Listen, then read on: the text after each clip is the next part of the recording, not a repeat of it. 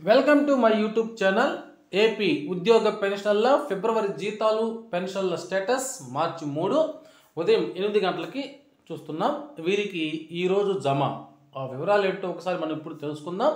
ఇక వివరాల్లోకి వెళ్ళినట్లయితే ఏపీ ఉద్యోగులు పెన్షనర్ల ఫిబ్రవరి నెల జీతాలు మరియు పెన్షన్ల తాజా సమాచారం మార్చి 3 ఉదయం 8 గంటల సమయంలో చూస్తున్నాం.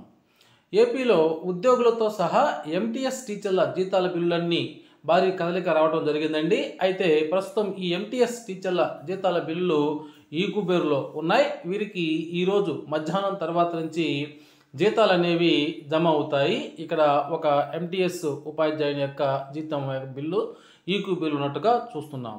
ఇక ఏపీలో మిగిలిన పెన్షనర్ల పెన్షన్ బిల్లులు, ముఖ్యంగా రాయలసీమ జిల్లాలోని పెన్షనర్ల బిల్లులు ఈరోజు ఉదయం 10 గంటల తర్వాత నుంచి ఖచ్చితంగా వారి ఖాతాల్లో అయితే జమ అవుతాయి. ఆల్రెడీ వారికి పూర్తి స్థాయిలో బ్యాచ్ నంబర్లు కూడా అలాట్మెంట్ కావడం జరిగింది.